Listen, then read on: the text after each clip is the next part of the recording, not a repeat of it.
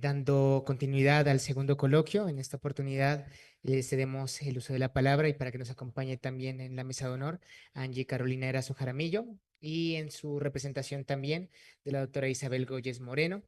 Bueno, daremos primero una breve contextualización de su hoja de vida. La doctora Angie Carolina Erazo Jaramillo es abogada de la Universidad de Nariño, administradora pública de la Escuela Superior de Administración Pública, especialista en contratación internacional de la Universidad Externado de Colombia, magíster en Derecho Público de la Universidad de Nariño y docente de pregrado, investigadora externa del Observatorio de Género de la Universidad de Nariño, Pasto, Colombia. Entonces, siendo de esta manera, le cedo el uso de la palabra a Angie Carolina para que nos descreste con su disertación. Muchísimas gracias.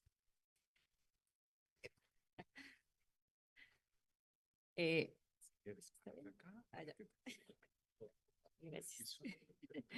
Gracias. Buenos días para todas y todos, y todos también, porque hay que admitir pues, que es un espacio de diversidades, entonces el lenguaje es parte primordial de eso. En primera instancia, agradezco por el espacio, no solamente por quienes están presentes de manera física, sino también para quienes están viendo este evento a través de la virtualidad. Como bien lo dice el doctor Daniel Paspur, nosotros venimos por parte del Observatorio de Género de Nariño y en primera instancia, muy relacionado con lo que acaba de decir la doctora que anteriormente hizo su disertación, el Observatorio de Género de Nariño es un espacio que no muchas personas conocen, que no muchos saben cuál es su misión y su función y que muchas veces como que se invisibiliza la labor de este. Entonces, antes de abordar el punto del cual venimos a abordar como observatorio, quisiera manifestarles que el observatorio no es un espacio en donde se haga acompañamiento lastimosamente psicológico o jurídico a las personas que han padecido algún tipo de violencia basada en género, sino que se encarga de analizar las cifras, verificar las cifras, pero no solamente hacer como que esta es la cifra, este es el porcentaje, esto es lo que sucedió, muchas gracias, sino que trata de trascender y analizar esto con una perspectiva de género que busca hacer que los contextos permeen esas cifras y se entienda el porqué de alguna manera.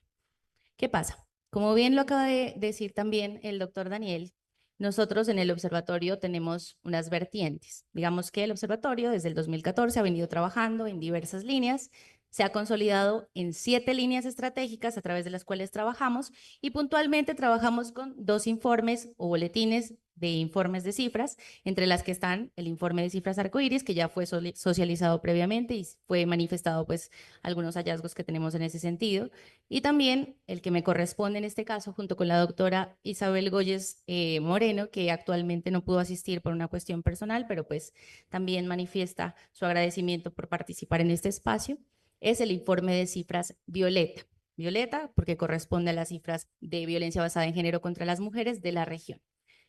¿Qué comprende el informe de cifras Violeta? Nariño, y en este caso puntual, que es el nodo actual que corresponde al análisis más reciente de cifras 2022-2024-1, se deriva del análisis de cifras en Pasto. ¿Qué pasa? No sé si podemos poner la presentación, por favor. Gracias. En primera instancia, y como muy relacionado con no solo lo que les acabo de mencionar, sino con las anteriores disertaciones, y también, como lo decía el doctor Eduardo Rencurrel, nosotros entendemos este tipo de espacios como observatorio y como red de instituciones de educación superior que tiene estos intereses por los asuntos de género, que hay que trascender y hay que hacer que existan estas reflexiones necesarias sobre las problemáticas sociales. En este último informe hemos enfatizado mucho en la violencia intrafamiliar y en cómo las otras violencias, de alguna forma, trascienden y tienden a ser violencias basadas en género. No, la anterior. Ahí está bien, gracias. Entonces, la violencia de género es un problema que se entiende estructural. Esta frase, para comenzar, que nos dice que la violencia de género no es algo que sea debido solo a los hombres que son malvados. Es más, nosotros ni siquiera creemos que en efecto dependa de los hombres malos o que existan hombres malos como tal. Hay cosas que ni siquiera dependen de los hombres, sino de la cultura. Entonces, es básicamente la idea de esta ponencia. Y esto es consecuencia de lo que ha ocurrido en la historia de violencia y no podemos pedir igualdad de las mujeres en instituciones que no cambian. Las mujeres se han levantado para cambiarlas, eso es cierto, se hace con perspectiva de género, en este caso para cifras violeta con perspectiva feminista, sin desconocer que los hombres no solamente son victimarios, sino víctimas. Por eso, esta ponencia se denomina ni víctimas ni victimarios. Siguiente, por favor. Hemos determinado también, digamos lo que ligándolo a lo que decía el doctor Rencurrel, que existe en efecto un perfil que él denominaba macho latinoamericano en el cine.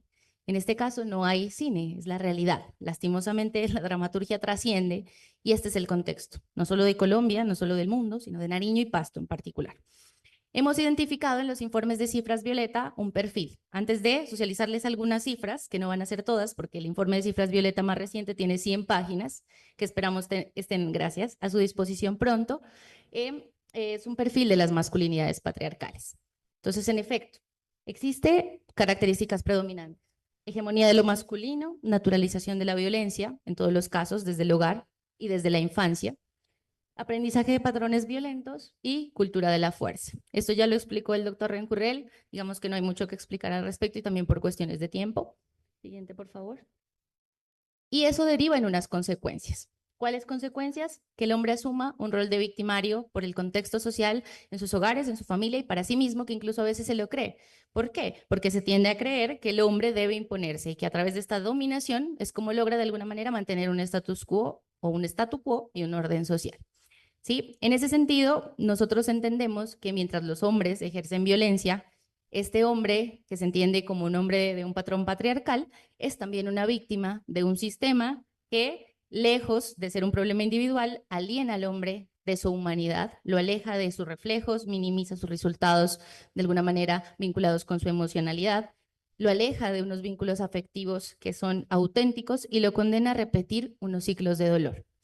En últimas, esta agresividad, como lo decía inicialmente, no es innata, sino que es aprendida a partir de los hogares, de las infancias y es intergeneracional. Siguiente, por favor.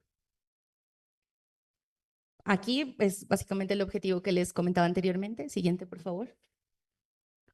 Digamos que para socializar muy brevemente las cifras, como ustedes pueden ver, estos son los tipos de violencias que se presentaron en Nariño y en Pasto entre el 2022-2024-1, en donde están violencia sexual, explotación sexual, violencia contra niños, niñas y adolescentes, violencia de pareja, violencia interpersonal, violación, trata de personas, violencia contra adultos mayores y violencia entre otros familiares.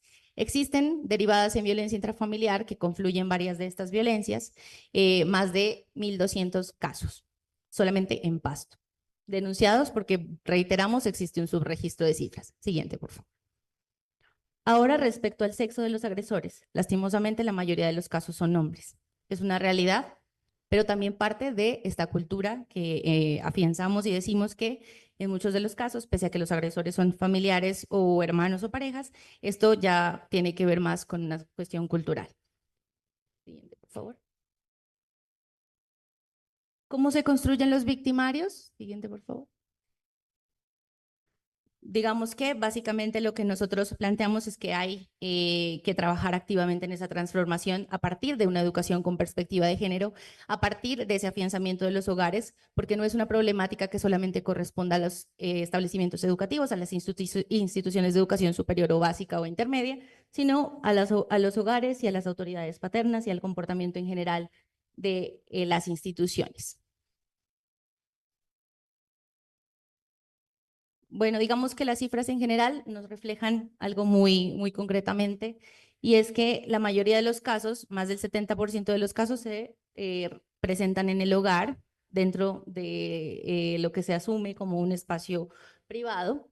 También encontramos que la mayoría de los agresores, reiteramos, son hombres, sin embargo también hay agresoras mujeres, y en algunos casos identificamos que hay mujeres que agreden a sus propios hijos. Y esto también se basa en los ciclos de violencia, porque hay mujeres que no pueden canalizar sus emociones debido a diferentes factores, son mujeres rurales, mujeres urbanas que han tenido alguna problemática, y eso también se identifica en el informe.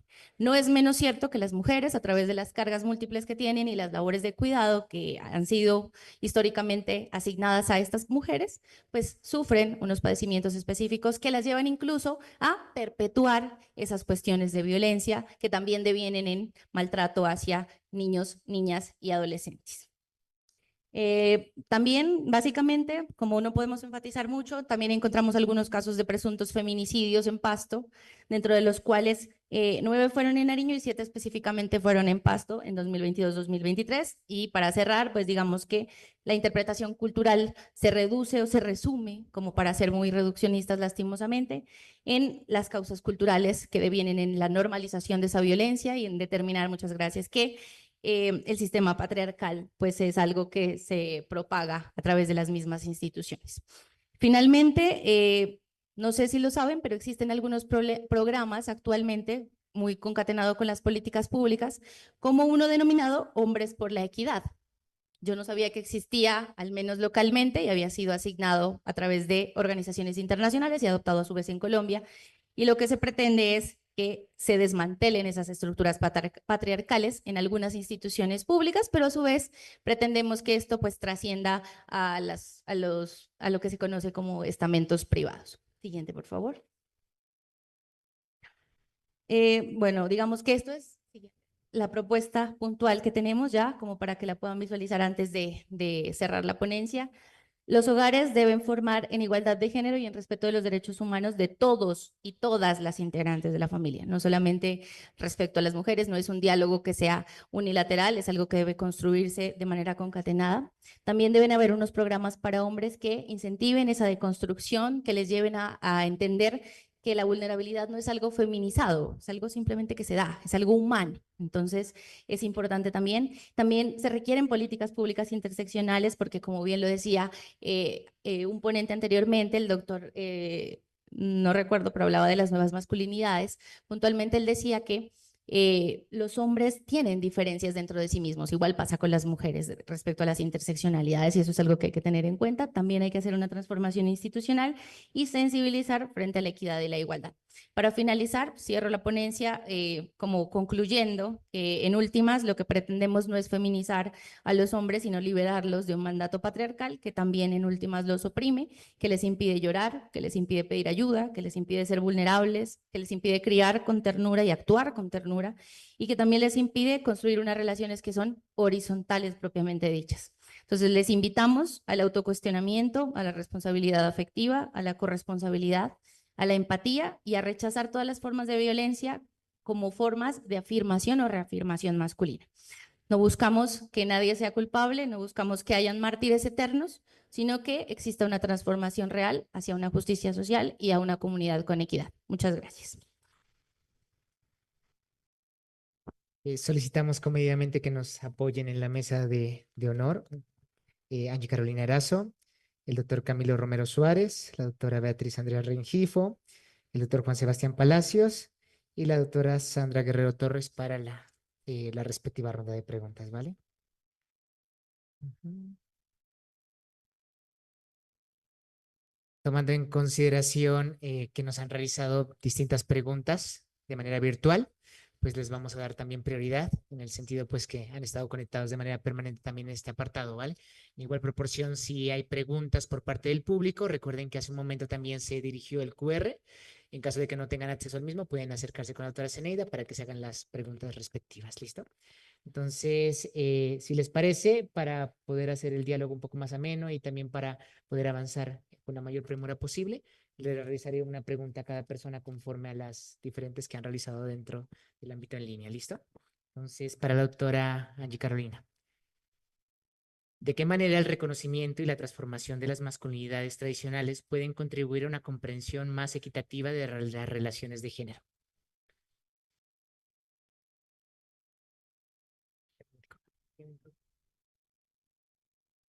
No, sino que no, espérate, ¿dónde está mi Ya te la vuelvo a repetir.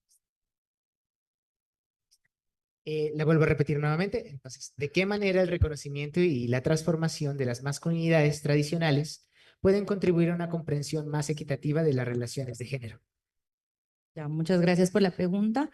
Eso me permite también como consolidar la manifestación que hacíamos sobre cuál es la labor del Observatorio de Género de Nariño y la propuesta que traíamos desde la transformación.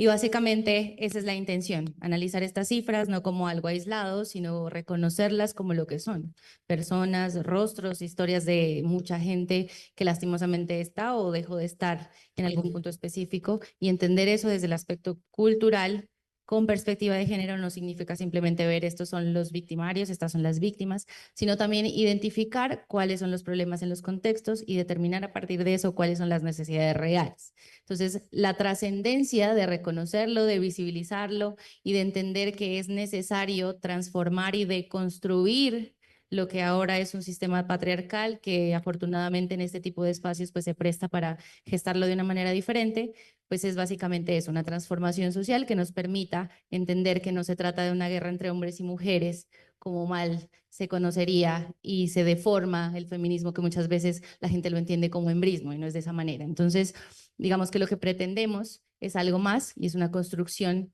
que es equitativa y es de sociedad y en conjunto, porque como les dije en la ponencia, no buscamos que hayan culpables, que hayan mártires eternos y eternas, sino que se haga una transformación real. Muchas gracias. Muchísimas gracias, doctora Angie Carolina.